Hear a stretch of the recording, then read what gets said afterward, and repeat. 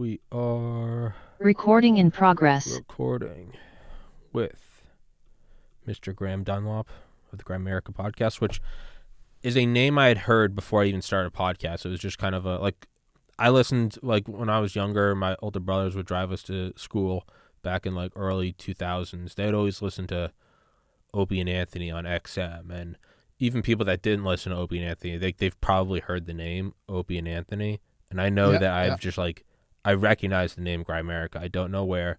Probably some MK Ultra thing that I've blotted out in my mind. Maybe I'm an asset. I hope I am. It would be so much cooler than just being who I am. But today's Sunday, March 26, 2023 at 2:51 p.m. Eastern Time. And guys, if you want to support the show, click the little red button on Rumble. It's for locals. It's like their Patreon. It's the non-commie version of YouTube and Patreon. You can go support the show for a couple bucks a month, exclusive content. And if you want to suggest guests, I'm pretty good at actually getting yesterday Tom Luongo came on. That was a guest suggestion. And promo code Tommy, I think he gets some free shit.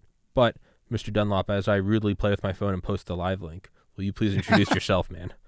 Yeah. I'm Graham from the Grimerica podcast. I mean, you've probably seen the name because we've been around for 10 years now. Okay. So, talking about all kinds of crazy stuff. I mean, back in the early days, it was kind of like UFOs and consciousness and spiritualities and NDEs and OBEs and all that kind of crazy stuff. And of course, over the last, 3, 5, 7 years, it's kind of become a little bit more heavy, I guess you could say. And we started up a new one called Grimerica Outlawed. It's in my graphic there.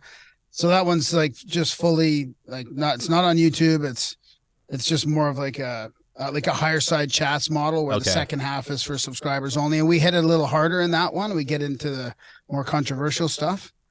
Yeah, so we've been doing that for a while. I got an Adult Brain Publishing there too. That's audiobooks. We do a bunch of audiobooks, and Contact at the Cabin is we do events with guys like Randall Carlson and some other of our favorite guests. We have weekend or week-long events with people. So you've had on what's going on? You've had on Randall Carlson. That's fucking awesome. We do trips with him. So we've got one coming up in May. In the Scablands. So we take Randall and about 30-40 people through the Scablands of Washington and talk about all the catastrophic flood remnants and stuff like that. Yeah, dude, it's fantastic. People love it. That's so cool. And it's a lot of driving. We drive around in vans, and Randall's we got this radio set up where Randall's on the radio, so all the cars in the convoy can hear Randall on the radio, and we listen to him jabbing as we go along. That's awesome. And then we stop at all these lookouts, and it's a blast. Yeah, that's amazing. And higher side chat. I got into higher side chats in 2016 or 2017. I went on I went down a rabbit hole on that into the whole. Who was it? Walter Boz. He's a guy I've tried to get on here. Walter Boz. Oh, Walter Boz. Yeah, he's great. Yeah, he's been on our show. Yeah, he's fantastic. He's been on your show. Yeah. Oh, fuck you. Yeah, dude, I loved his shit about the Sonero aeroships, and I just love because it's a complete departure. We've all done the 1945, the Nazi Bell, and okay, I get it. It's a whole new prequel to the conspiracies, right? Airships in 1850 and 1860 and Mercury, and I loved that. I used to fall asleep to those, and then I just so much of the conspiracy stuff I've gotten into wasn't even by design. It was I would just fall asleep to them. I just needed something, and after listening to it 90 times, I'd be like, "That's kind of interesting. What is Operation High Jump? What was what was Majestic 12?" And then so people ask, how do I know so much about? I just used to fall asleep to it, and I think I've just absorbed it. Yeah. And so I mention shit now, and I'm like, where's that from? I'm like, oh, it's from a lecture by Stephen Greer or Bob Lazar or something, and that's kind of how I've gotten into all of it. But why did you, when you say you kind of shifted to more heavy stuff, is that just because you've exhausted all those topics? No. I think we got forced there like everybody else. I mean, it's kind of now it's politics, pop culture now. Gotcha. So it's political pop culture, and you kind of have to, especially over the last 3 years. I mean, they've really shown their hand on what's been happening, right? So we've been sort of forced to. I think we've sort of been forced to pick a side. I mean, we'll talk to anybody, but some people wouldn't want to come on the show because we've been anti-jab or anti-trans or anti-whatever, right? Yeah. I mean, and not that we're necessarily anti all that, but no, you get pushed to the side. So no, you're not even allowed to agree to disagree anymore. You're not even allowed to be like, hey man, that's not my cup of tea, but you do you, brother. They're like, fuck you, no, you do it too. I'm like, no, that's what's that meme? It's my political views are two married men should be able to defend their marijuana farm with an AR-15. Like, yes, that's my yes. Go do you do you. I'll do me.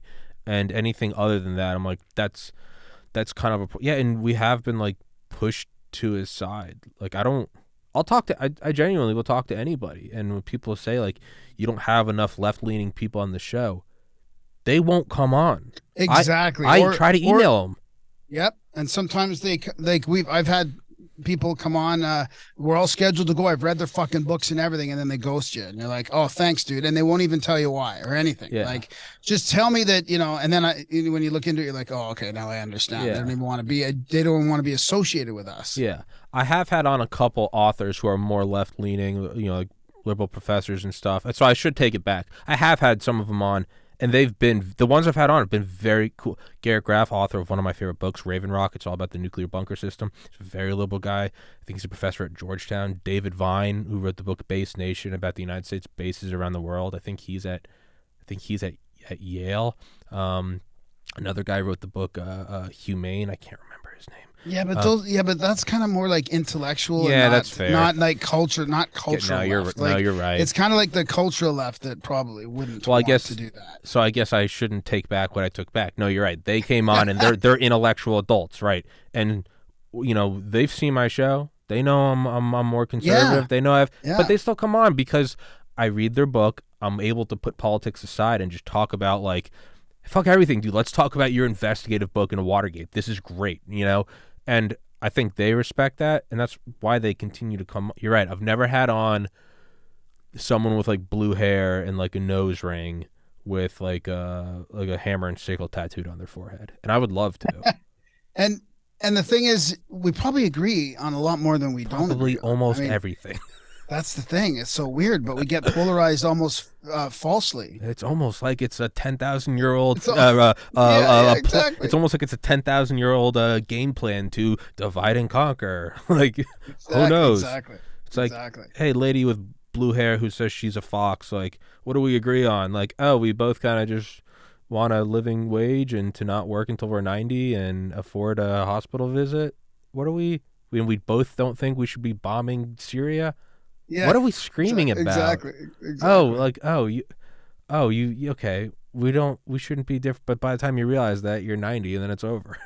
Yeah. And then you have a new and it's generation. not everybody and it's not everybody that gets forced to our side, because I mean it has been weird over the last 3 years where we've seen the yoga communities and the spiritual communities and the hippies and the UFO communities and all, they're all split as well. Like it's like, and you're like, how have you been deconstructing the media about UFOs and strange phenomena, and then all of a sudden you just want to support big pharma in this one? Like, is there not a connection there in your mind that all of a sudden they're telling you the truth about this? Like, so it's very strange to see happen. There's nothing more insane than seeing the Occupy Wall Street people, who maybe I'm not far left like them, but I understand the idea of like the average salary discrepancy is now like 500 compared to 50 years ago when it was like 30 to.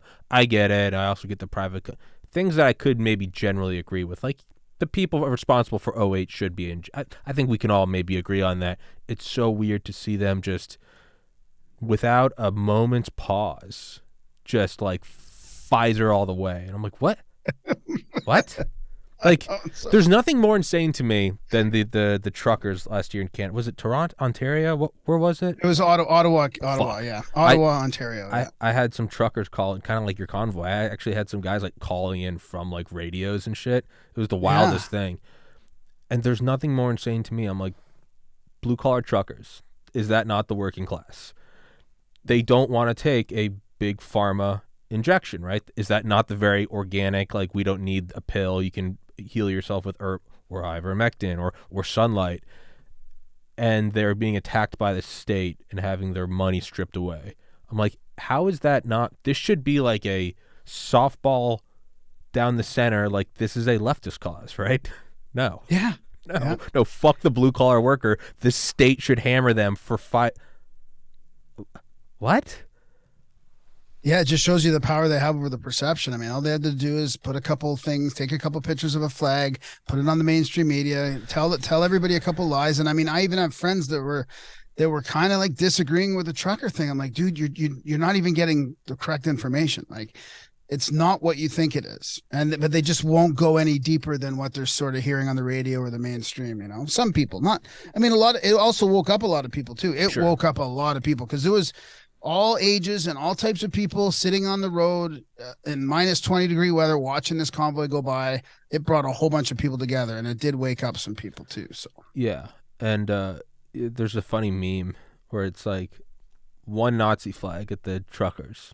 They're all Nazis now, right? Even though didn't someone geolocate where the Nazi flag was located, and they found it was from a suite in a hotel room booked by Ottawa police or something. And yeah, it was it's not even a legit. Yeah, it's not even. It's more of like a false flag. Oh, absolutely. That's it's a what's it called? Agent provocateur. Thank you. It's like oh yeah, so it's like one Nazi flag, probably from an agent provocateur, and it's like fuck them all, and then it shows like an Azov battalion Nazi flag, and it goes, bro, it's a long story, and it's like one flag, they're all fucked. Multiple flags, everyone's got like the Black Sun, they've all got the like Anna Nerba Society, the Himmler occult, and it's like, dude, it's a complicated story. We need to give them $1 trillion of weapons. It's like, what the fuck? But that's the problem with the freedom of expression and freedom of speech thing with it, you know, is that and I haven't really figured out how to articulate this, but it's opened up the realm for digital agent provocateurs too now, right? So now because you can't just express yourself, you have to be canceled or demonized or polarized. So now it just opens it up to the ability, which I don't think was around before, where you can just walk in with the wrong flag and discount the whole movement, or go into a chat room and say the wrong word, and it discounts the whole movement. Like, I think that's a sort of a new phenomenon. I just haven't been able to compare it with the true history of a false flag, but it's similar, but I think it's happening worse and worse now. And now you could, like, you know, if you're on, like, I'm in a, you know, I got my Discord account revoked because I'm in a chat that was doing some hateful things, and you know, but that might not even be their fault, right? It could just be anybody in there. Yeah, no, you don't know who appears in a comment section. I mean, I have people all the time that will come into my comment sections, and it'll just be like it'll be like an episode with like Dr. McCullough, and it'll be like, hey guys, you know, you should get some vitamin D, you know, like pro-vax. He's very like, Dr. McCullough's like a liberal guy. He's been on my show like 30 times. People forget that he's a liberal. Dr. Aditi Bhargava, the head of mRNA research at UCSF Medical School, worked on the Biden campaign, and she's been on my show. She didn't get tricked to come on. She's been on multiple times. She knows where I stand. I know where she stands, and she's come. So I'll have these like very, you know, respectful. We put the politics aside, and we just talk about, you know, medical autonomy. And those are the episodes where you'll just see someone come on out of nowhere and be like, it wasn't 6 million. And I'll be like, you're coming into your start shit, right? I'll be like, exactly. Tommy, you say you're not afraid to tackle like issues, but you've never looked at, you know, the real science behind like skull shape. And I'm like, well, I know what you are. Like, get at it. Or I'll have episodes with like guys running for Congress, and people will be like, the only thing that's going to change anything is lone wolves. Am I right, brothers? And I'm like, I know you're wearing an FBI windbreaker. Like, I know patriots need to get out in the street. And I'm like, bro, like, you're glowing. It's burning my eyes. You're like, we should all saw off our shotguns and march. And I'm like, oh, fuck off. And the shitty thing is, we should be able to talk about all this stuff, you but know? And that's the other thing. We can't even, you know? And that's the other thing is, you know, maybe, so like you and I have been, you know, making fun of the other side. Maybe we should turn introspective. And it's also shown me that, so I have 16,800 subscribers. And I have to manage this community. Is that on Rumble, you're saying? It's on Rumble. And that's, and it's not always black and white. So maybe the guy saying it wasn't 6 million, and as abhorrent as I think that is, I also technically agree that you should be able to say that. And maybe he's not an agent provocateur. Maybe he's just someone that, and if I truly am for free speech, I should, right, in theory. Exactly. But then I am now finding that it's not always black and white. It's often a gray area where I'm like, okay, I don't agree with that, but this is also my brand. It's called Tommy's Podcast. And do I want a potential guest to look at a video and then see a bunch of comments about hard R this and effing, you know, this?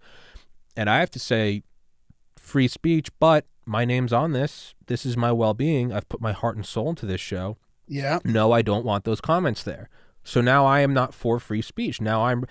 Which then makes me think maybe I need to have a little empathy with the people I claim to hate in Silicon Valley, big tech, because they're not dealing with 16,000. They're dealing with 1.6 billion. Oh, maybe it's not as clear cut as they're communists. Maybe it's a little more. Yeah, I know, but it's like it's different. I totally get you because I was just dealing with this ourselves too because we had we have a little tiny Telegram thing, and it's just becoming like I don't know what.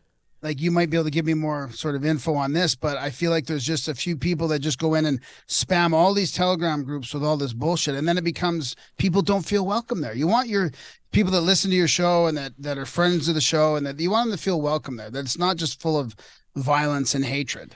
That's very true. So then again, I was like, but I don't want to stop people from speaking freely, but you're not really in there to do that. You're in there to just spam all this bullshit into these channels. So, but I mean, as far as big tech goes, I mean, I don't think they have that same worry about like making people feel welcome. Like that's kind of not really up to them in a way, but don't get me wrong. I think they're demons from hell in big tech. Yeah, no, I know, but I have to do I have to do the mental exercise and like.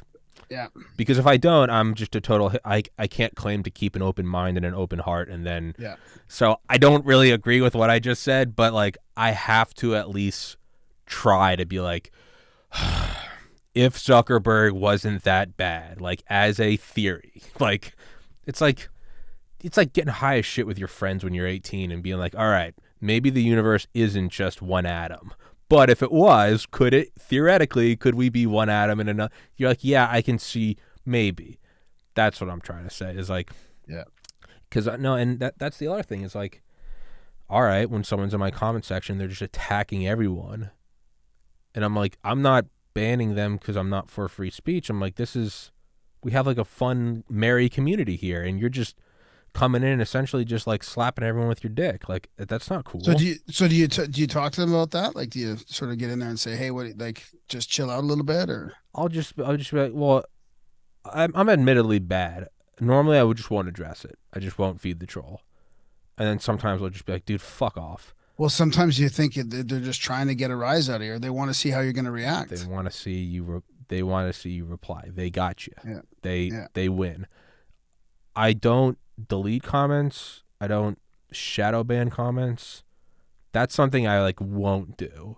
I think on Rumble, if it's like downvoted enough, it'll kind of hide it. It will say like show low scored comment, which I guess is okay. I don't think they should do that. Not now, but the old Reddit where like, no, it wouldn't be hidden. It would just say negative 150 karma, but you could still go see it. I think that's probably the best compromise is to leave the hateful comment up, but you can see like, hey, everyone here disliked that. And yeah. That's maybe the fairest I can approach it. Yeah, that's a good point. Because then you know who's being hateful too, right? I mean, that's the other problem with censorship is then it just pushes everybody underground. What I don't like, well, many things about Reddit, and I've been IP banned from Reddit for a while now, like 2 years, almost 3 years. Yeah, they got me. They got my number. And but what they did start to change is if you have a low enough karma per comment, they then limit the amount you can comment. So if like your last comment got negative 10 karma, you can't post for like 5 minutes. And then it's like compounding. And if it happens again, now you can't post a comment for 30 minutes. And now you're locked out of a live conversation. And the problem with that, that's interesting. Well, the problem with that then comes into, well, all you need is a group of bots to downvote the person who is saying that something that you don't agree with politically, and now you've iced them out. And it appears to be an organic timeout, but now you're just. So I don't think there should be any timeout. That person should be able to comment hate speech every second. Well, and that's why it was supposed to be, right? Just about violence, like don't advocate violence, and what else was it for, like, from your free speech thing in America? Like, my rules have always been legal speech. Like you cannot say go bomb a senator's house. Yeah. And then so I mean, but it's gotten so much farther past that, and it's been so polarized that now there are all these other things that we have to navigate. I mean, and I guess that's kind of the crux, is we shouldn't even be in this situation, really. Yeah. It should be pretty clear cut. Like, yeah, I try to follow what I think are like the legal laws. I'm like, you cannot call for violence. That's not my rule. That's like United States, and no discussing of children in a sexual nature. That's illegal, and that's also straight up. Even if it wasn't illegal, you can't do that here. Fuck off. And then my personal one, and it's not free speech, is on my show. No racial slurs. That's my thing is. Yeah. And people are like, "With Tommy, you always say the word faggot." Well, I grew up with South Park, and there's a but that's not racial, though. No, it's not, and it's a funny episode of like, the faggots on the bikes. Hey, faggot! Brap, brap, brap. But if you don't like that, that's fine, and free speech, and the market can decide. And if you don't like my podcast, that's fine. Yeah, that's like my rule is on the show, like no racial slurs. But that's personal one. I think that's pretty easy to. Yeah, I like that. That's a pretty solid line, And some shows don't, and that's fine. You don't have to. And maybe the free market will decide that I'm too much of a pussy and that I should have let people to say racial slurs, and that's okay too. But outside of that, I really try not to guide it. And I try not to let it. I think there's also value in just like not reading comments. Right? Like, yeah. And it sucks because some of them are really constructive, cool guest suggestions. Some of them are just like, some of them keep you going. They're like, dude, I love your show. I've been watching you for 2 years. Like, keep on keeping on. You're like, thanks, man. I was having a rough. You're like, thank you. But then some of them are just like, they're trying to get under your skin. And even if you don't reply, they kind of got under your skin. And you're like, well, now this is ruining my day. Now somebody's coming into my mental space, my prime real estate. And I'm like, that's no bueno. So that is interesting with the new sort of platforms like Rumble. Not that this is all new, but these platforms where you go live all the time on Rumble, and you have sort of people commenting, people. I've been going live only for like 2 months now. Oh, okay. So, but you just put your videos on Rumble then, and yeah, because we've traditionally been a podcast. I mean, we've had YouTube. Now we're on Rumble and Rockfin and all this too, but it's really been an audio podcast for the most part. Yeah. So it doesn't have that same kind of, we've sort of had to build sort of like a chat environment for people. It's kind of been a separate thing, or people email in, like people interact still, but not in the way that you're talking, which I kind of like. I don't, maybe going forward into something more like what you're doing, where you have more of an all-encompassing kind of community or chat. It's pretty much everyone's. I upload to just for redundancy. I upload to BitChute, Odyssey, CloutHub, Brighteon, and then Spotify is actually pretty cool about free speech. They haven't banned a single episode. They'll put the little COVID tags, which are gay, but whatever. That's and they fine. Deleted a bunch of ours. Oh, really? Just in audio only. Yeah, it's super frustrating. Oh, I didn't know that. Okay, never mind. So I retract that statement. Fuck you, Spotify. I mean, no, but maybe yours are. Maybe who knows, right? I mean, you just never know what if they get a crawl on their bonnet about something, and they just go back. They hit 3 sort of in the same area. I think it was like October 2020 or something like that. I'm actually probably too small. That's why they haven't censored me. I think I have 3,000 subscribers on Spotify. I'm sitting here. I'm like, Spotify doesn't. It's like, yeah, dude, because you're a little gnat on the ass of an elephant. No one cares. Like, wait till you get bigger. Like, oh, that's a good point. But now I started going live like 2 months ago, maybe. But I don't look at the live chat just because like we talked about it. Yeah, you can't. No, I can't do that either. That's what we went live a little bit on YouTube and then we stopped. But I mean, do you like it? Do you like doing it live? So it's no different. So I don't look at the live chat because, as we talked about beforehand, I just don't like playing. I think it's a slap in the face to the guest unless it was a fan requested show. So like yesterday, I had a guy I've had on before, Tom Luongo, and somebody had questions about like the European central banks.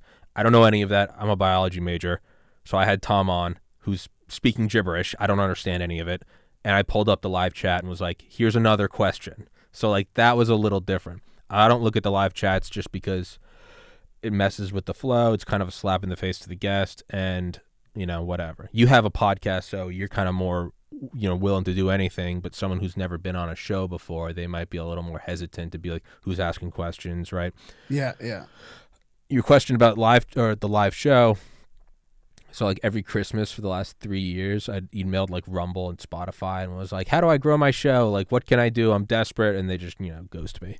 And I did it again this last Christmas, and I get it. And I did it again last Christmas, and somebody from Rumble reached out to me. They're like, hey, dude, like, nice show. Like, yeah, I'll meet with you. And he's actually become like one of my friends now. But he was like, so how do you do your show? I'm like, pre-recorded. I don't edit anything. I don't do thumbnails. I hate colorful thumbnails. And I was like, and the title is just the episode number and the guest and then the topic. And he was like, okay, so fuck all of that. And I was like, what? And he's like, you're going to start going live. You got to start doing thumbnails. He's like, even if it kills your soul, and you got to put the topic first, then the name of the guest, and then the episode number. Because most people, you get like a millisecond of their time if they see the late. And I'm like, that makes sense. So I started making thumbnails, and I hate it, and I want to blow my brains out. And I've done multiple episodes on the show about how much I hate clickbait thumbnails. So I have sold my soul. But in terms of going live, so I don't edit anything though. I never edit it, so it's no different. Yeah. So I started going live, and it's just a little different for scheduling and logistics because people, you have troubles with people bailing or you bailing. I mean, this always happens, right? When you're doing interview style shows. So yeah, it's hard to keep it consistent when it's live. Well, so I always do like 2 p.m. and 4 p.m. shows. There you go. And the shows are not edited. I never edit anything. Yeah. And it's always off the top of my head. I don't have notes. So going live was actually nothing changed. Right. Well, that's good. The first one was kind of like nerve-wracking. Then I was like, what do I give a shit? I'm still sitting in front of whether a million people watch this or nobody watches it. The experience is it's just me and you. I'm on an iMac. That's it. Yeah. And so I started doing all of it. And I was like, all right, I'll take this guy's advice. And man, I was so wrong and he was so right. The views have gone up, averaging about 100 views an episode on Rumble. Average like 3,000 now in like 2 months. Wow, good for you, dude. And I'm like, great. All right, I was wrong. So that's how lives worked. And you put the episode number at the end, eh? That's interesting. Yeah. Topic, guest, episode, and which I don't really care about that. I'm like, I guess that is true. If you've never heard my podcast and then the only words you see before it trails off the screen is TPC 1000, what does that mean to you? It means nothing. Yeah, I know. It's just a branding thing for me in my head. Know. Like I like to know what if I'm going to somebody's podcast, I want to know. I'm clinically OCD. I actually have diagnosed OCD. Like, so I'm not even like, oh my God, my OCD. I'm like, no, my clinical OCD that I had to go and get like help from in 2017 at a doctor's office. It tells me the episode number should be first, but whatever. Yeah. But at least it's in there. I mean, that's the main thing to me is like at least you got some kind of numbering system so people know where the fuck you're at. In my external hard drives, the number still comes first, motherfuckers. I don't fuck around. You can't have that shit. I still have my numbers, assholes. Well, that's where alphanumeric listing helps too, right? I mean, Yeah. So that's what live's been.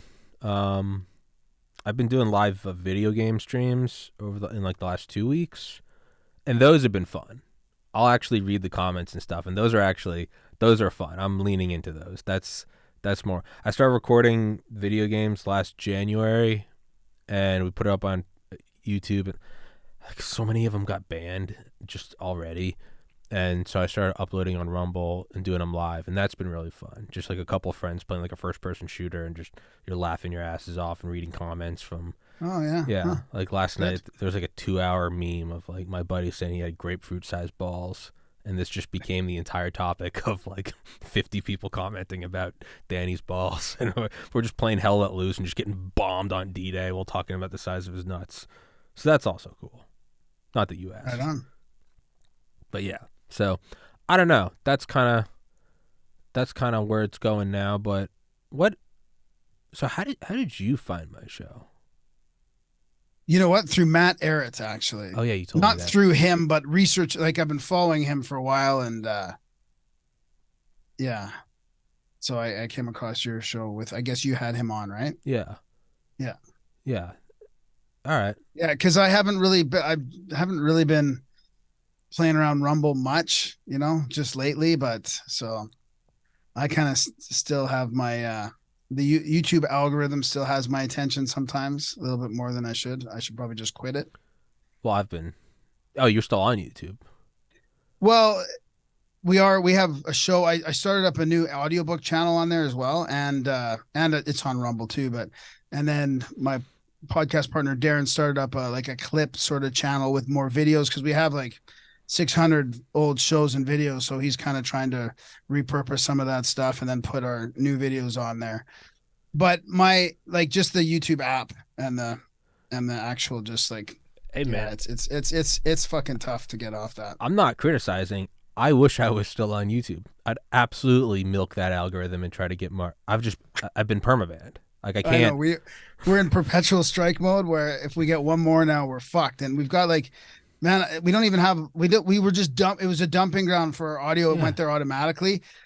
And then we started to sort of focus on it a little bit more, and I started to update everything. Then we got like two strikes, so we're almost at where it's almost going to be. I think we got 2 more weeks being in the penalty box, and then we'll be let free again to be striked down again, and we'll see how long this game will be played. Yeah, I wish I had put my ego aside and like stayed on YouTube and just because my problem is like if I start self-censoring, then I've like lost my soul. And never once thinking like a rational person, instead being like, dude, just upload them to other channels and then still use YouTube for whatever ones you can get, right? More views is better. Yeah, it's tough. Yeah. Me being a hard-headed, egotistical asshole, I was like, no, if I can't upload them all, I'm not uploading any. And yeah, I know. I'm with you there. No, I don't want to split it up either. Like, it's just, you shouldn't be like this. No, it's tactically stupid to do what I did. Like, if you're trying to grow a show and a business, you should absolutely stay on every platform. What I did was... Yeah, but dude, I mean, we're getting strikes for bullshit stuff, right? Yeah. Like, Kay Yang was on there, medical misinformation. I listened to the thing. It was like a 5-minute fucking clip, and they can't give us a timestamp. They're just... It's all bullshit, right? So it's hard to navigate something where the rules keep changing, the guidelines keep changing. They won't tell you what the fuck you did wrong. It's just because they don't like Kay Yang, and they don't like us, and then that was enough to give us that second strike again. So it's Soviet. It's like I got like a strike in like April 2021 for a doctor about COVID misinformation. I was like, fuck. And then I got a second one, and I was only on YouTube, and I was like, I can't get banned again. So I just like uploaded very vanilla episodes until the strikes went away. And then I think that fall I had on Dr. McCullough, and I got a strike. And then I had on Dr. Robert Malone, and I was like, they can't. And this is months before he went on Rogan. And I was like, I'm good. This guy he invented the mRNA vaccine. He has the patent. And I did that, strike immediately. And I was like, what the fuck? Yeah. And they're like, hey, if you get one more, you're going to get banned. And I was like, I understand. And then like the next day I had on Dr. McCullough, but did like a very vanilla episode. Even told him, I was like, I can't get banned. And he was like, all right. And so it was actually this very like, hey, whether or not you want the vaccine, that's your own choice, but everyone should be taking vitamin D, turmeric, quercetin, and you can get these at Walmart. And I sent it to everyone that I know, pro-vax and anti-vax, and I was like, just in general, hey, you're my friend, you've been on the show, you're 72, and I know you're super pro-vax. In addition, you should probably take vitamin. Hey, thanks, Tommy. Or hey, I'll show it to my dad, he's 80. It was a very, from the heart, it was like a good episode. And I got a third strike. Yeah, vitamin D did it, man. We were making fun of the vitamin D thing for quite a while. I couldn't believe how it was vitamin D. You're like, how can this be such a problem? Yeah, and so I appealed it, and this is where maybe my ego got a little involved. And I said, I think what you guys are doing is bigoted and hateful because I identify as a black wheelchair-bound Muslim woman. And they said, that's not funny. And I said, it's what I identify as. And then they blocked my emails. Wow, so maybe I should I should have been a little less of a douchebag. But hey, man, it's worked out well. It's forced my show to grow on Rumble, and it's grown much more. That's awesome. Yeah, that's great. Yeah, so I don't know. Because it like capped at like 5,000 on YouTube. It just stopped growing Yeah. Not around five. It was like 5,435 for like 6 months, and I'm like, this is Ours I'm like, just this is plateaued too, statistically impossible. Yeah. It's just not. I get it if I'm stuck at 9 subscribers. Yeah, it's because no one watches your show. But I was like 5,435 just every day. No one even by accident unsubscribed. No one. Okay, and I'd upload videos and I would get like 100 views in an hour, and then I'd look at it an hour later and be down to like 8, and I'd be like, what's that? And so going to Rumble, it's just kind of gone up exponentially. But I don't know, man. For someone that's been doing it much longer than me, like what advice or wisdom would you give me that you could give to younger you? About podcasting and this type of thing? Yeah, or not, or about life, or you have I don't give a shit. I guess advice in general. I don't know, dude. I wish I was like you when I was your age. I mean, you're on the right path. You got it going on. I mean, you seem to be critically thinking already. You're very consistent with your show, right? I mean, that would be my main thing with shows is just be some consistency, right? Yeah. I think people need to see it coming out on a regular basis, and you're just hitting it really hard. I mean, we only do like a weekly show, so you're already catching us up in episodes already. Not that it's about quantity, but No.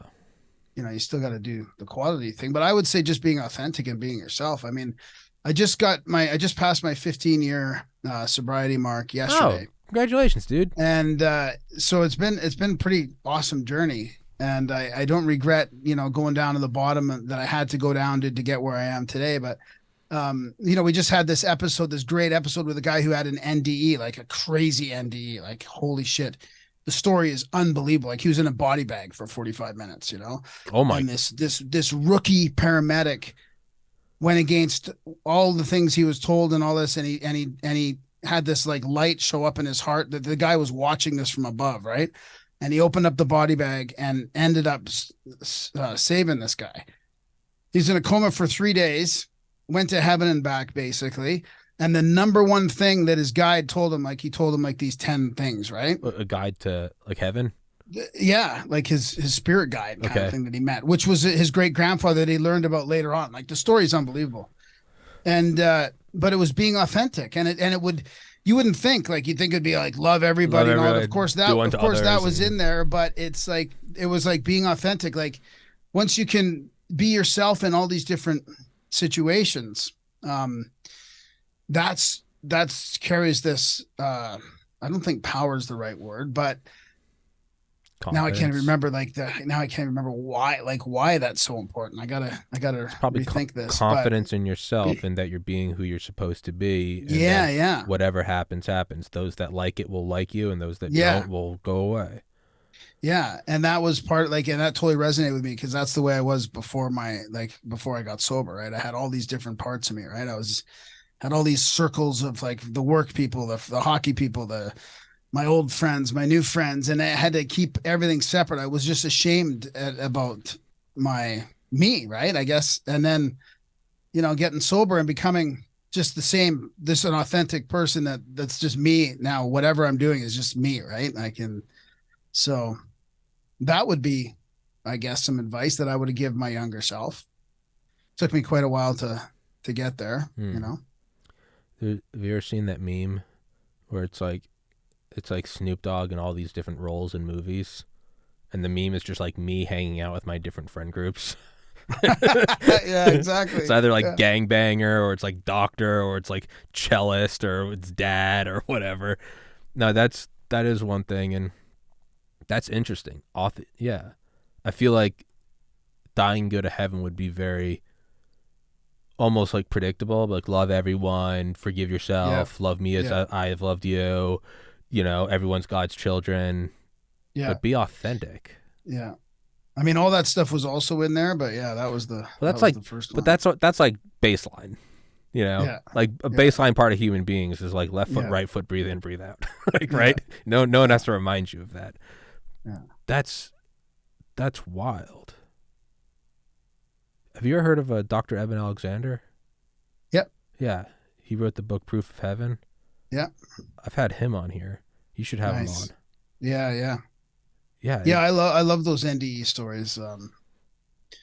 A lot of people come back with some superpower or some sort of intuition or clairvoyance or yeah. I always get from like, not always, actually I rarely get from meditation though. What I imagine is something along those lines. I mean, I've been meditating every day since 2008, and I've maybe had this experience like 20 times, so it's actually not frequent at all. But like a true, you know it in your bones, you feel it. Like you can watch a roller coaster video and your stomach doesn't drop versus getting on a roller coaster and you're like, oh, this is terrifying. Like you can know certain things, like you should know them. Like, hey, God's looking out for you and everything's gonna work out. I'm like, okay, that's fine, but there's like a totalitarian, like technocratic dictatorship taking over the world, and they want to jab us all and kill us in World War III. And I'm like, I don't feel it in my bones, right? I'm like, God, I got you. Why are you letting Klaus Schwab walk around? This is not. Why is no one on Epstein's client list? Like, God, what are you? You're giving me mixed signals, but very rarely, I do get it from a meditation though, where I actually like in my bones, it's just like, hey, dude, everything is going to be fine. Not most things. Everything is going to be fine. Everyone that you've loved, you've lost, like you're going to see them again. You've lived this life before. Like it's all love and laughter and just eternal bliss and forgiveness and gratitude and learning and loving and forgiving and just like it's all okay. Like it's all okay. And I hang on to those and I don't feel them. Like right now I don't feel it. I remember it, but I don't necessarily feel it. There was a meme about that just recently. I posted it, I think, on our Instagram. Now I'm trying to remember what it was, but about positivity. It's like positivity is not like just thinking everything is positive. It's knowing that no matter what happens, it'll be okay. That kind of thing, very similar to what you're saying. Like, and that's the problem with us is we're in this materialistic schizophrenic society where people still think there's nothing after death and there's nothing there. There's no meaning in life. And how different would it be if we realized that we have a spirit or a soul or there's some greater meaning or some purpose, we're here to learn or whatever. And it's not just black in the end.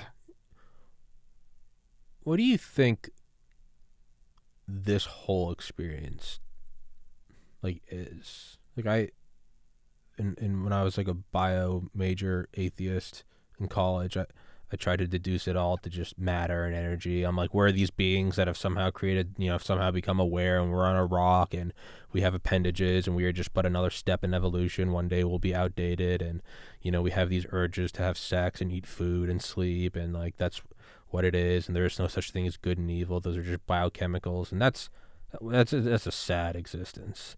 And then kind of coming back to God. I lost my brother to suicide in 2014. That changed everything. Psychedelics, I've only done them a handful of times, but those changed everything. A lot of kind of personal suffering for several years, going through therapy. It's all sort of brought me back to like we're here to learn. Yeah. But that's like my best thesis after 32 years, that we are eternal souls. And this is like a training ground. Yeah, that's what he said. This is what the NDE guy said. It's pretty much exactly that. Too. Oh. Yeah, we're all here to learn. We're on this planet. It's like Earth School. Yeah. Yeah.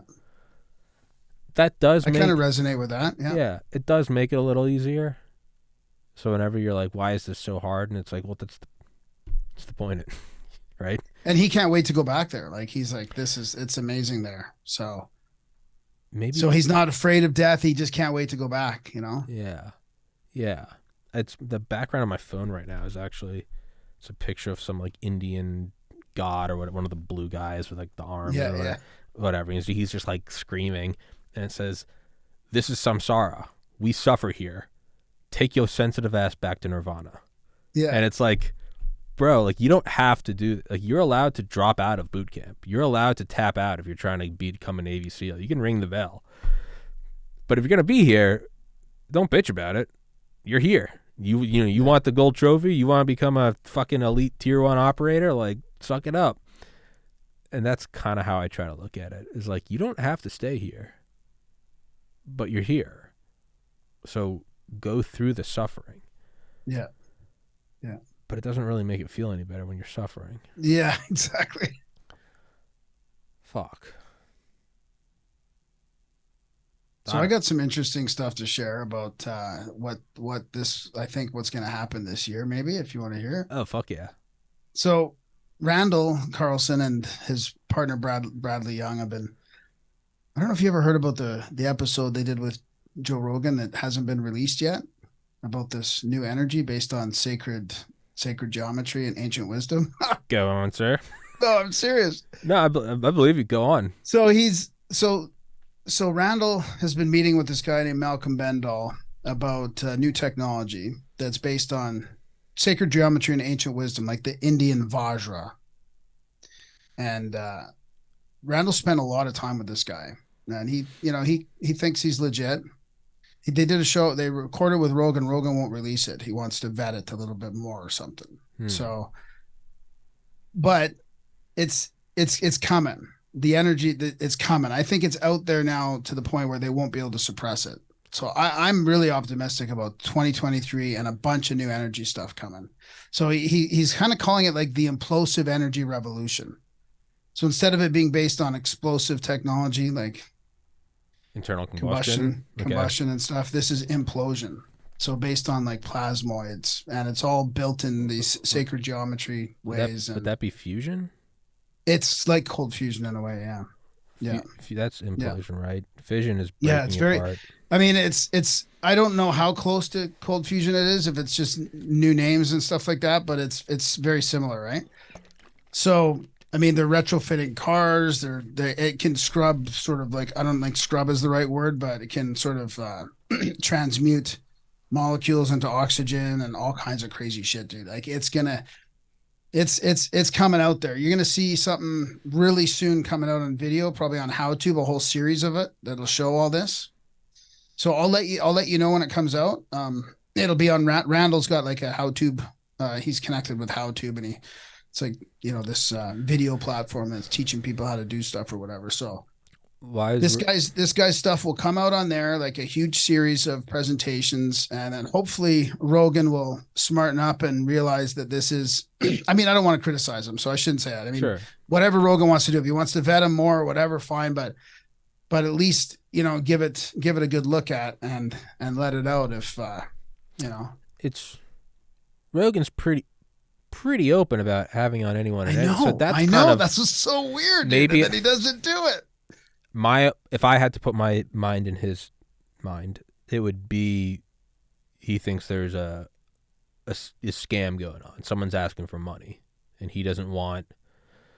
Yeah. He's talked about like Tim Dillon's gone on. Tim Dillon's a hilarious comedian. His mom's in a mental institution, and he's like, all the jokes I make aside, he's like, there is something predatory about like QVC at 1 a.m. telling people to like, you can buy this gold. This was George Washington's, and he's like, they're preying on your grandmother whose mind is decaying.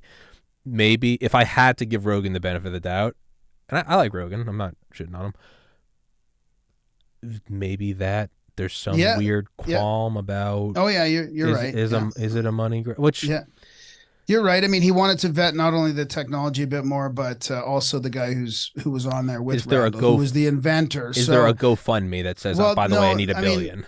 Yeah, I mean, that's the only thing I could think of. Yeah, I mean, he's not trying to raise money from people like Randall and all, but obviously, he's gonna try and implement this technology wherever he can. He's open sourcing. He's got a lot of the designs and stuff out there online. So it's really, it's really about that. But I mean, you're right. A lot of Rogan's fans have been like, oh, he's protecting Randall because Randall's getting scammed and all this. And there was a mainstream hit piece put out about this guy too. So, that Randall said is all bullshit.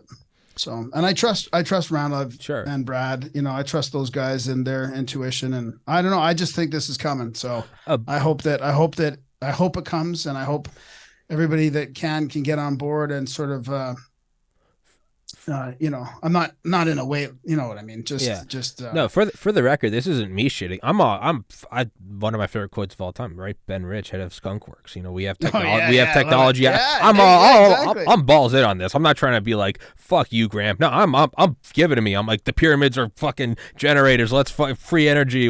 I'm in. That's what I know. I always go back to that. Who's flying around the black triangles? Yeah. I mean, it's not all ET black triangles. I mean, somebody's flying around those fucking black triangles. It ain't a conspiracy that ExxonMobil or someone doesn't want this out there. It's the petrodollar. That's the grip they have on the world. Like, I get it. It's odd that Rogan won't.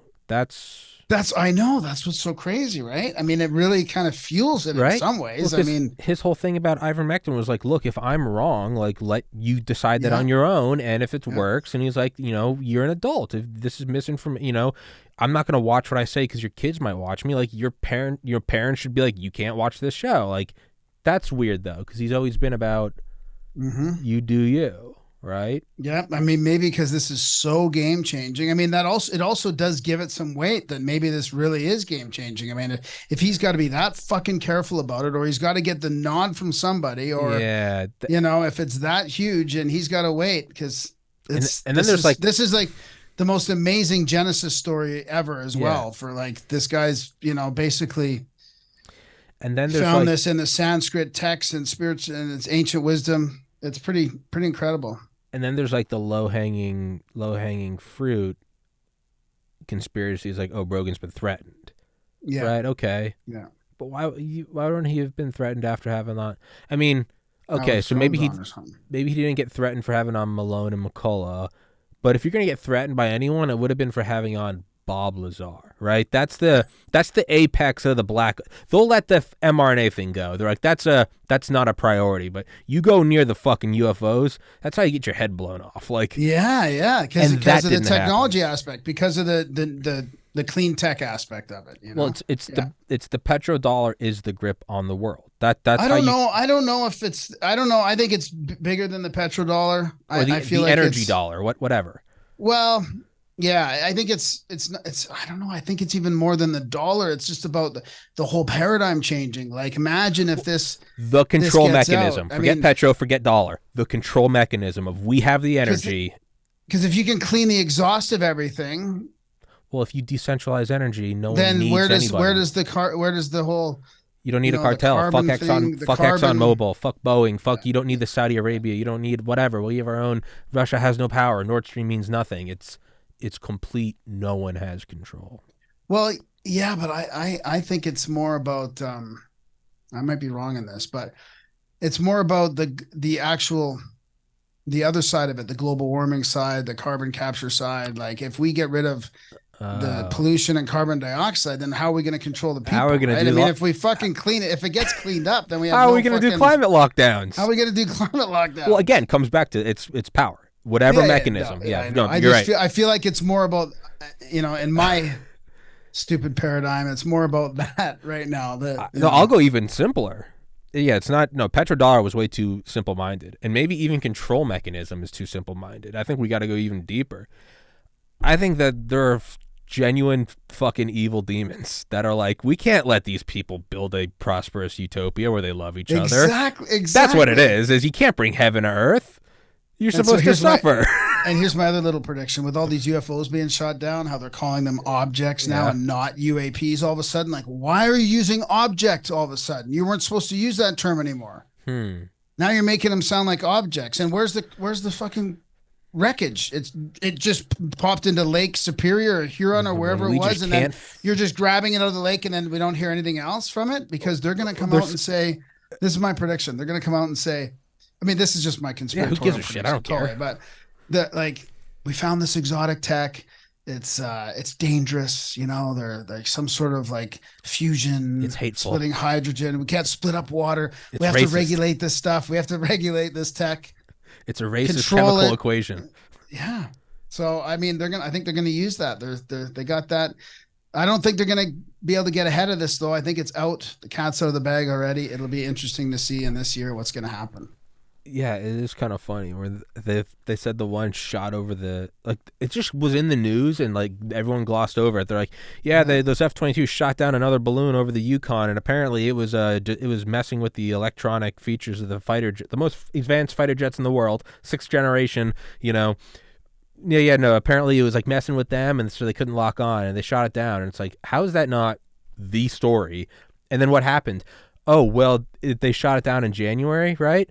And there's a lot of snow up there, so they can't find it, right? We can pull up wreckage. We can go down and scan Titanic, but sorry, guys, it's under snow. Yeah, we can't. I know. Sorry about that. And then you got the UFO community. They're like, oh, it's UFOs, it's ETs, and they're sending their drones down to us, and we shot down. I'm like, we shot down a drone. We shot down an ET drone. Come on, like really? Come on now. So we didn't shoot shit down. That's come on. If a UFO goes down, it's because the aliens wanted the UFO to go down. Well, and that's kind of what they said. Well, they let us shoot it down so they can sort of help accelerate disclosure or something like that. Oh my God, it's just. I think that's a lot of hoops to jump through. Yeah, the simplest would be the best. To try and trust the government. I mean, I just don't believe anything they say anymore. Yeah, no, they're all lying. They're all demons from hell. Dude, I gotta go to the bathroom. Tell everybody where to find you. Find your podcast, all that shit. Yeah. Well, you can find everything at grimerica.ca, but you can also go to Contact at the Cabin. We got an event coming up on 4/20, April 20th in Utah. It's like we do a hike in like Zion National Park and Bryce Canyon, and Dave Matheson is going to be there talking about the myths of the stars. We go out star watching, and he talks about the how a lot of these myths are based on constellations.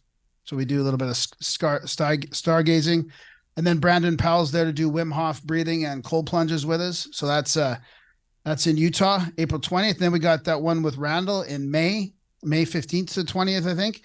That's also at contactatthecabin.com. You can just click on Scablands with Randall Carlson, and that one will take you to Eventbrite. There's a few spots left on both of these events, and then we drive around Washington Scablands with Randall and Bradley, and we check it out and hang out with them for a week or 4 or 5 days at least. And then we got audiobooks, lots of cool audiobooks. We got an audiobook channel on YouTube, Adult Brain. It's called Adult Brain, and adultbrain.ca also is got all our audiobooks on there. There's a bunch of books from like Blavatsky and Besant on theosophy. We got Prehistoric World is out. That's like a scientific tome from 1885. But we also have like George Bernard Shaw, Everybody's Political What's What, a bunch of H.G. Wells stuff, a bunch of like history of spiritualism, history of supernatural, ancient Egypt, Charles Fort's Ultimate Collection, all kinds of awesome books on audio. So hold on. Good timing. I just finished the spiel. My chair started to go down. Whoops. For your audiobook thing that I want to get back into. By the way, I know I said I'd only keep you for an hour. We're at an hour, but I'm kind of digging the conversation if you're good to keep going. Yeah, we can keep going for a bit. Yeah, and just let me know whenever you got to go. Is your audiobook thing, is that... Are those your books? Do you narrate them? Or what? Yeah, I narrate. So we also have some other narrators as well, but I've done most of them. They're on Audible and Apple Books. Some of them are on YouTube. Lost Language of Symbolism by Harold Bailey's on YouTube, the full audiobook. All right, I was just curious what your audio thing is. Yeah. So yeah, we put them out. We narrate them and we put them out on Audible. Is it just old works that like no one's narrated? Yeah. All right, that's badass. Yeah. Yeah. For the most part. Yeah. We've done some other people's newer books too, but for the most part, it's like that stuff. Yeah. Like we got Ted Kaczynski's manifesto on there. I tried to get Ted Kaczynski. That's one of our best. That's one of our best sellers.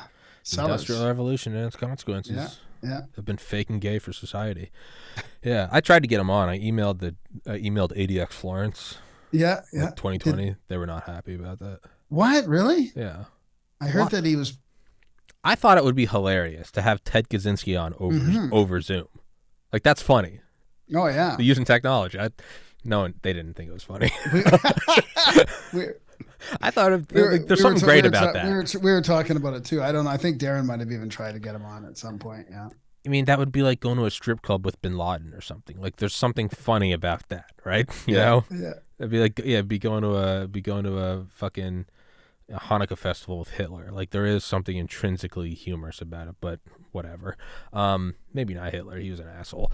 But with the free energy, that is kind of like one of the common themes throughout all the conspiracies, right? It comes back to the reason the government isn't telling us about UFOs. Like, the lie is, well, because the people couldn't handle it. But it's a mechanism of control. I mean, if a UFO crashed in 1947, 2 years after we dropped an A-bomb, hey, look, we just came out of a world war where a tenth of a billion people died. Here's a new weapon.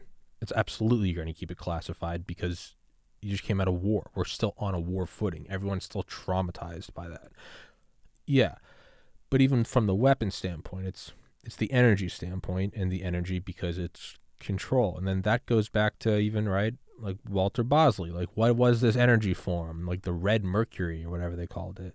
Anti-gravity. Like, that seems to be the nucleus of all conspiracies are kind of like branches. But if you come back to the tree trunk, it seems to be like limitless clean energy. Yeah, that's a good point. Right? And then you wonder why. Is it just control, or is it just because they're genuinely evil and they're like, they want Earth to be a hellscape because they're, I don't know, they're possessed. Yeah. But it does come back to be like, that's the core, right? Yeah, from everything: clean air, clean water, propulsion, clean propulsion. Yeah. And even like the ancients were using something, right? We know that, if you think about how bad Graham Hancock's being censored right now too, even just talking about our history. That's another. This is ancient. This is from the Vajra, right? This is ancient wisdom going back thousands of years. Yeah. So, and they were using it for, what were they using it for back then? Who knows, right? Building megalithic stuff, or, maybe they were flying around in Vimanas like the India, like right? They had, allegedly they had like UFOs and floating shit, right? Yeah. So that maybe that's why as well, because it's so damaging to our current paradigm. It does shatter like the basis of our own reality, right? Yeah. We're monkeys. We came out of trees. We started farming. We started killing each other. We started fucking. We started writing shit. We made boats, and now we're here. Stop questioning it, right? Yeah. And it's like, is it something so much more absurd? Like Terrence McKenna said, is like the moment you start to realize that everything you know is wrong. Yeah. Like everything, not that the president's a figurehead. That's peanuts. Like, no, like, we're eternal souls here on some weird battleground to fight whatever. It's like the entire thing is upside down and backwards. But something that should make everyone at least think is why they're censoring Graham Hancock talking about. Yeah. I get Rogan. Yeah, there's Big Pharma. They're involved, right? I get getting all the news stations on board in 03 and saying weapons of mass destruction. Yeah, military industrial complex wants some fucking money. Like, it's not right, but I get it. Why are they censoring Graham Hancock? Because it leads to, like we've seen over the last 3 years, what happened. I just met somebody yesterday who woke up because of what's happened over the last 3 years. And she's basically joined like us in all these things. So it's just the same thing with it. If somebody starts looking into Graham Hancock and they start realizing, wow, like our history is so different, and we did have advanced civilizations back, before the end of the Ice Age, and maybe Atlantis was real, and they're just it is in some ways a door that opens them up to all kinds of different sort of paradigm shifts. I really do think that's what they're worried about, because it does happen. Yeah, it's just it's like Matthias Desmet was saying, or. Yeah. Was it mass formation? Yeah, but somebody else was talking about how to wake people up. It has to be like a jab of reality so big that it just shatters the paradigm, right? Pulls you at the navel. Yeah. Yeah, that's... Which then makes you think, like, was this inevitable? Like, you can only plug up the dam for so long. You can only... Yeah, exactly. Soviet Union did a great job at censoring, but eventually... Yeah. And eventually, it doesn't mean, like... It's like, let's say it's 1920, and I'm like, they're eventually, the truth's going to come out, and then it's like 1930, and it's like, Tommy, it's been 10 years. Then it's 1950, and it's like, dude, it's been 30 years. Okay, but 1990. Okay, after what 1917 to 89, it's 72 years. it did eventually fall apart, and then we get all the documents. It doesn't necessarily mean it's going to be soon. The truth is an acid that will eventually dissolve the vat that it's been placed in. Yeah. It just will. It might take a century. And eventually it gets so far away from the narrative that you can't stop it. Yeah. It's and I think that's what this year is going to be is going to be unraveling to the point and too far out where they can't just lop off one guy's head to stop it. Did you ever play Red Dead Redemption? No, I don't play video games. I got an addictive personality. I got you. Well, me too. And I play them because it keeps me from like drinking. Yeah. I have to have some addictive outlet. It's like harm reduction for you. Yeah. For like, I wake up, turn on an audiobook at 2x speed, go to the gym, clean my apartment, make my bed, work out, come back, meditate, do a podcast, do a second podcast, upload them, answer an email. So when people ask, how have you done 1,100 episodes? I'm like, it's a mental illness. I have to work. Like, I do all this shit, right? Yeah. Call my mom, play video games. Even now I'm streaming them and turning them into like part of the business. I have to let a little steam out. And if it's not, I got to do something. And if it's not this, I'm going to be getting shit-faced. Or I'm going to be just... Yeah, that's good. That's harm reduction, man. That's good. Like, it starts with like, I don't really ever smoke pot. And I started smoking pot. Like, a month later, I've got like a collection of bongs, like tie-dye tapestries. My hair's grown out. I'm like, they're just stormtroopers for the... I can't not go. Like, I was full pre-med, like... drinking's evil. You got to work hard. We're all just, it's an atheistic world of we're all matter. And like 2 years later, I'm like, it's peace and love, man. Like, fuck you. Like, no self-awareness to like, I have come to peace with like, there has to be an outlet. If it's not food, I gained 70 pounds after my brother died. Then I lost it.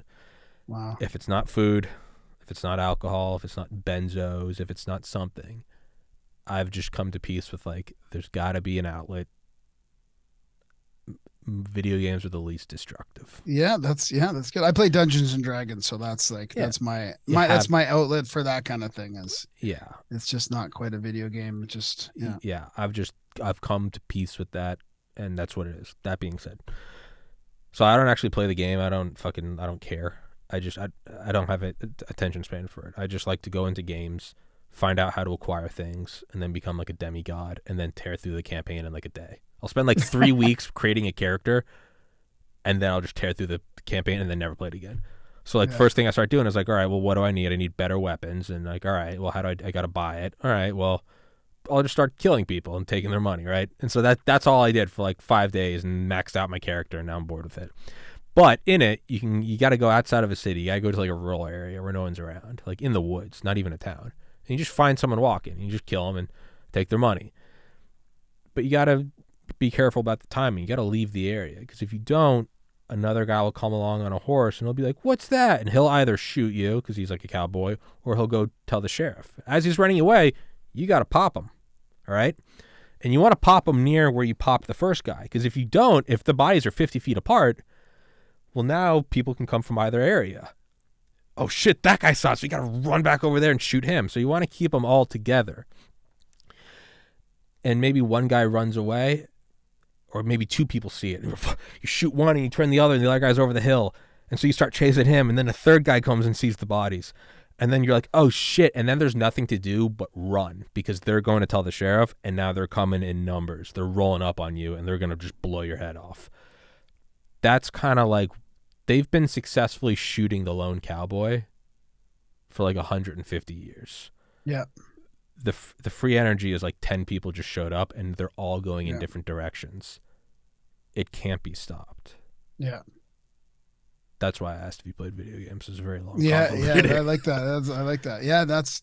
I think it's getting ahead of them. They can't stop it. Then, thinking caps on. What does it look like? Because like we don't actually know. The whole thing has always been about like, can we get this to classified? Well, what do we do when we actually get it? Like, what does that world look like?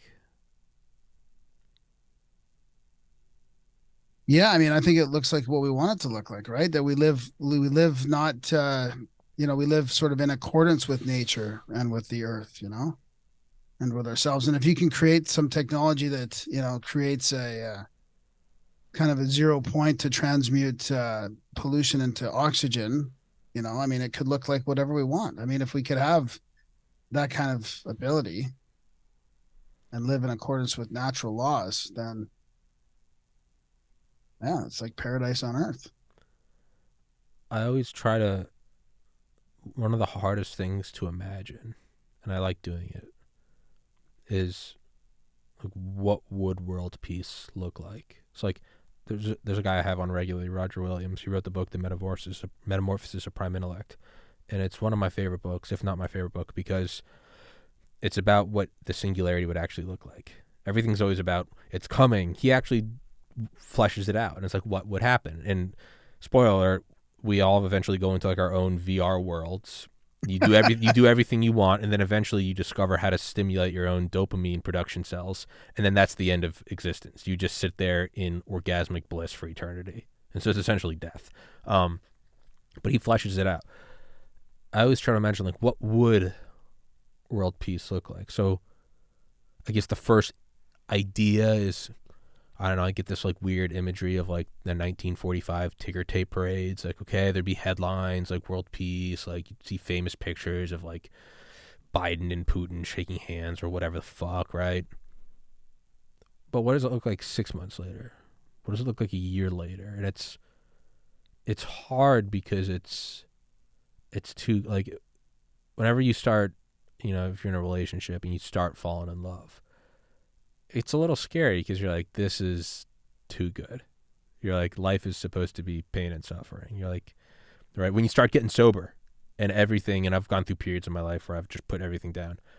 You start losing weight, you start saving money, and you're like, everything's kind of good. You're like, what the fuck's going on, right? But it's a good nervousness. What would world peace look like? Would it, I get imagery of like huge construction projects, like a space station like 1,000 times larger than the one we have, like breaking news, like, first man settled on Mars, or like we've put probes out to Jupiter, and like lifespan goes up to 100, lifespan goes up to 120, and I try to imagine what it'd be like hanging out with you. Eventually the shock factor would wear off and you'd be like, you'd be like 20, 30, and you guys are all sitting around like, it's kind of weird how we don't talk about it. There's just world peace now. Like we always used to wonder, and we always used to wonder what would it be like when you have VR. Now we have VR, and everyone's like, yeah, it's VR. It's funny. I picture nature. Okay. So. My head goes to kind of like the land and nature, and almost how we used to live before technology. That's kind of where my head goes. Even though this technology could take us further than we have been, technically, but it could also take us back to where we want to go.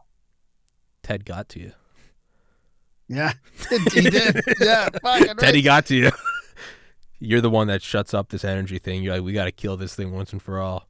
Yeah. Maybe Rogan's been red pilled. Maybe Rogan's like, I can't release it because the Industrial Revolution and its consequences. Yeah. Yeah, I guess that's. Yeah, I guess I always kind of like a weird synthesis of like nature and like weird. I imagine like zero gravity craft, but yeah, I see like a lot of like green fields and stuff and mountains, and I don't know. What do you do? I mean, and the other thing is, it's just not really possible. I mean, Pete, there's always going to be some violence, right? People are just assholes. Like, we might be able to get world peace from a national standpoint. Like maybe the nations would stop fighting.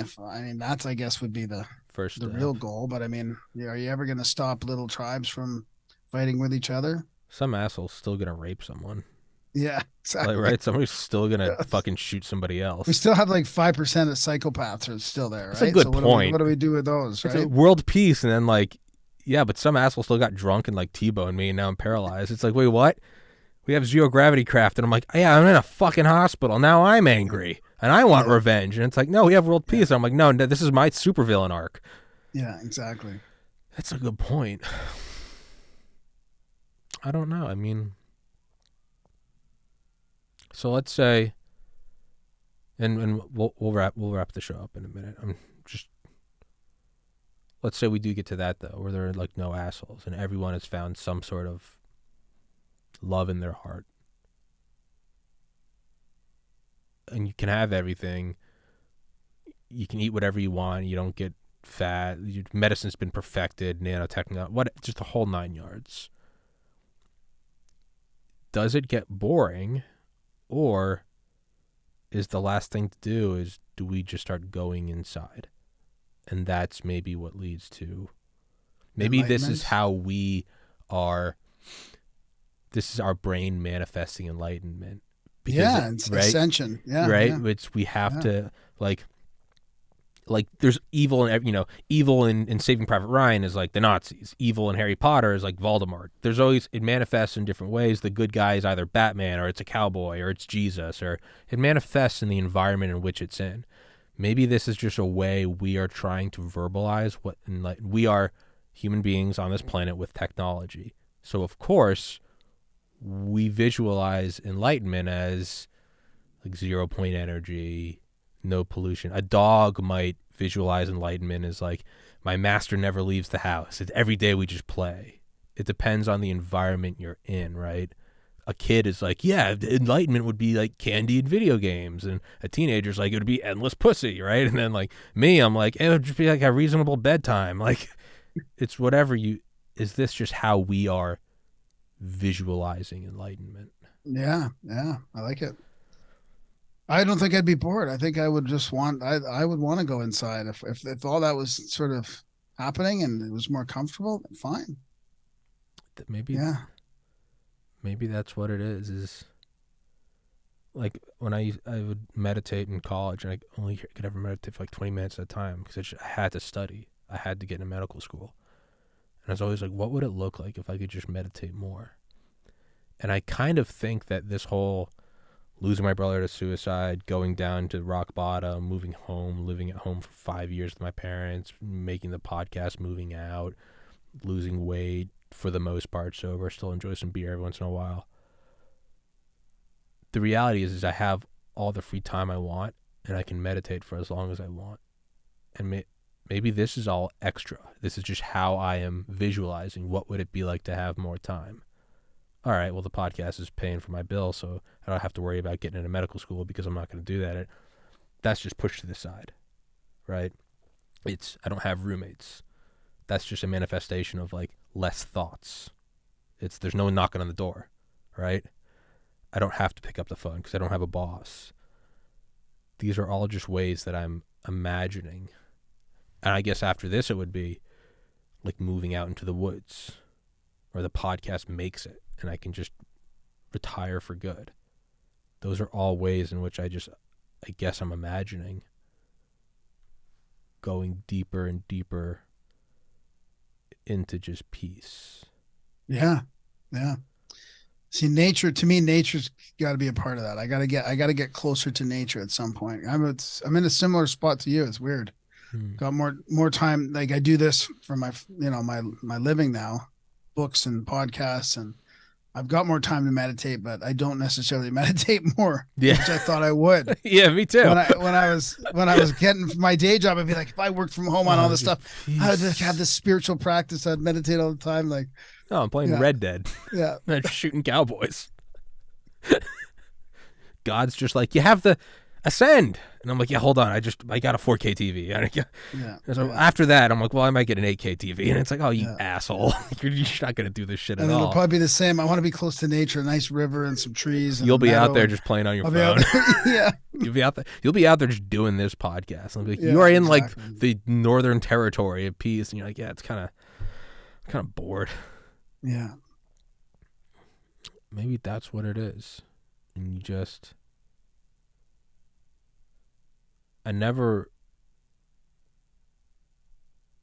when I go into meditation, most days I go in not necessarily wanting to do it, but I'm like, I should. Like, I don't go to the gym because I want to. I'm like, I know I'll feel better after it. I don't go to bed early because I'm tired. I'm like, I need to get 8 hours. Yeah.